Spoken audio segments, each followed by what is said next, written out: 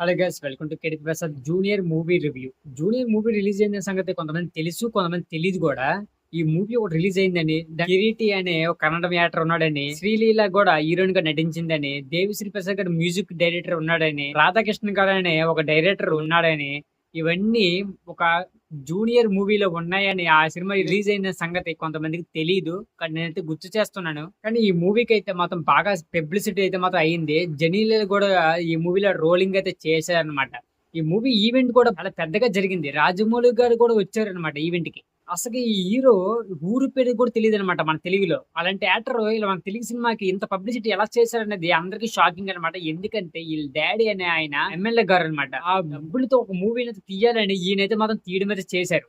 ఈయన అసలు current actor అనమాట. ఈయనైతే అసలు మూవీ గురించి మాట్లాడుకోవాలనుకుంటే ఎక్స్పెక్ట్ చేసినంత మూవీ అయితే మాత్రం ఉండదన్నమాట.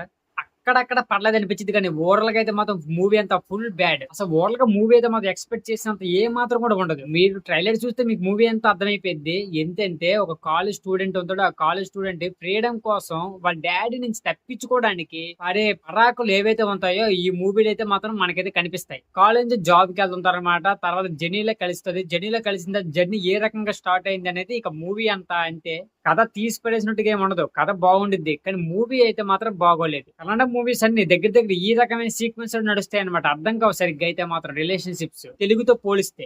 మన మూవీలో కథ ఉండదు, కానీ మూవీ తీసే విధానం చాలా బాగుండిద్ది. కానీ వాళ్ళకి కథలు ఉంటాయి కన్నడ వాళ్ళకి, కానీ తీసే విధానం బాగోదు అనమాట. సినిమా చూసినంత సేపు ఫుల్ బోరింగ్ అయితే కొట్టిద్ది అనమాట. హీరో కిరీట్ యాక్టింగ్ అయితే బాగుండిద్ది. పరిగెట్టడం గానీ, యాక్టింగ్ చేయడం గానీ, సాంగ్స్, డాన్స్, ఎనీథింగ్ ఏవైనా కూడా అసలు ఎందుకు ఇన్ని యాక్షన్ సీన్స్ పెట్టారనేది కూడా మనకైతే అర్థం కాదనమాట. వేస్ట్ అనిపించింది. శ్రీలీల గారు అయితే మాత్రం శ్రీలీల గారి లాగే యాక్టింగ్ అయితే చేశారనమాట. జస్ట్ ఏ మాత్రం కూడా చేంజ్ అయితే అవ్వలేదు. శ్రీలీల గారు అయితే మాత్రం సెకండ్ హాఫ్ నుంచి అంతకైతే కనిపించారు. ఇంకా అసలు ఈ సినిమా కథ అంతా సెకండ్ హాఫ్ నుంచి ఉండిద్ది అనమాట. ఈఎస్పీ స్కోర్ అయితే మాత్రం బాగానే ఉంది. అక్కడక్కడైతే మాత్రం కొంతమందికి నచ్చొచ్చు, కొంతమందికి నచ్చకపోవచ్చు.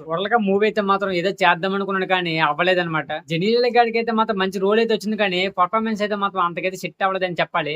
గా జూనియర్ మూవీ ఎలా ఉందంటే జస్ట్ ఓకే, అసలు చూడడం కూడా వేస్ట్ అన్నట్టుగా అయితే మాత్రం ఉందన్నమాట. మూవీ అయితే మాత్రం ఈజీగా జూనియర్ మూవీ రివ్యూ అయితే మాత్రం ఈ వీడియో కదా చూసిన ప్రతి ఒక్కరికి థ్యాంక్ యూ. ఇంకా మన ఛానల్ సబ్స్క్రైబ్ చేసుకున్నట్లయితే సబ్స్క్రైబ్ చేసుకుంటే బెల్ ఐకాన్ ఆన్ లో పెట్టుకుని నెక్స్ట్ వీడియో కూడా ఓకే.